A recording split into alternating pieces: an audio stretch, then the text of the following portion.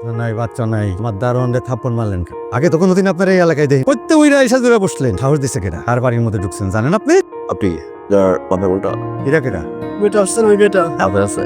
আমার এই পুরা বাড়ি মহিলাদের মেয়ে, রাতে দিনে কোনো সময় এই বাড়ির মধ্যে বেগানা পুরুষ ঢোকা নিষেধ। এই আপনি কি কথা বুঝতেছেন না নাকি?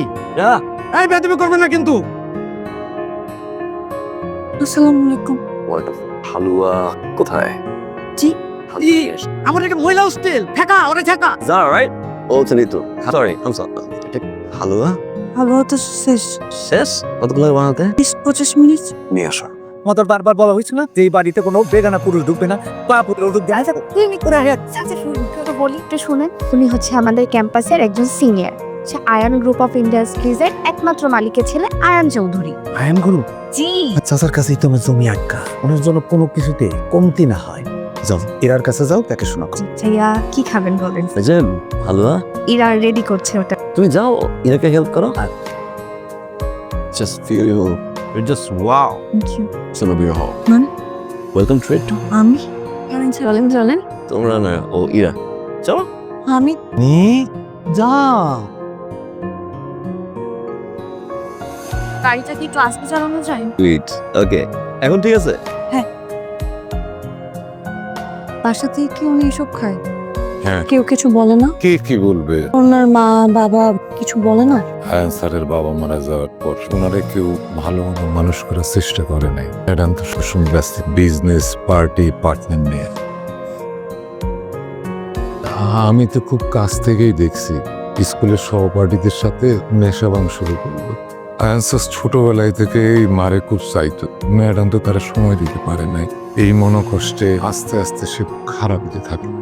আপনি কি আয়ান্সারে হালুয়া খাওয়াইছিলেন? কি রে, 2 দিন থেকে ওই ছেলেটার বাসায় পড়ে আছিস। বুঝতে পারছিস তুই কি করছিস? দেখ, আমাকে নিয়ে টেনশন করিস না। এখানে ঠিকঠাক আছে, যাই করছে আমি বুঝে করছি। টেনশন করবো না বললেই তো হয় না। টেনশন চলে আসে। যা করছিস বুঝে শুনে কর। রাখছি। লেবু পানি খান, হ্যাংওভার কেটে যাবে। Biscuit over. এখন থেকেই ছাই পাশ খাবেন না, আমি ফেলে দিচ্ছি।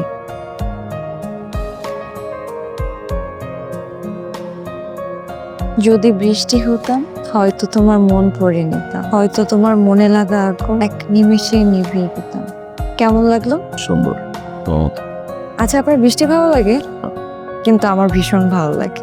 আপনি কখনো বৃষ্টিতে ভিজেছেন? আমার খুব ইচ্ছা আপনাকে নিয়ে ঝুম বৃষ্টিতে রিক্সা একসাথে ভিজবো।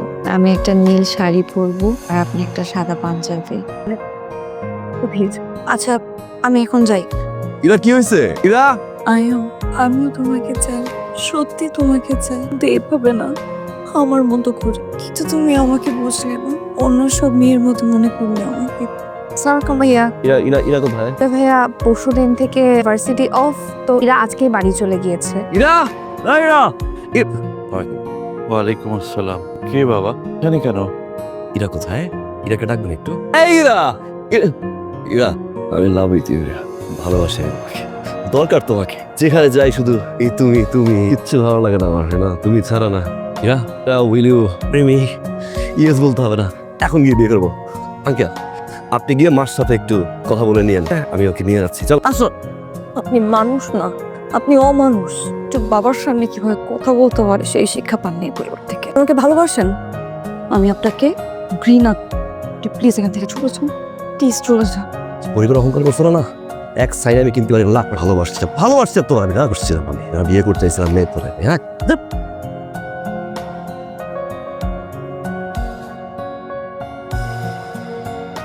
কেমন আছো? এরা আমি ফাহমিনা রশিদ, আয়নের মা। আপনাদের কাছে আমি একটা জিনিসই চাইতে এসেছি, উপহার হিসেবে চাইতে এসেছি। ইরাকে খুব যত্নের সাথে আগলে রাখবো।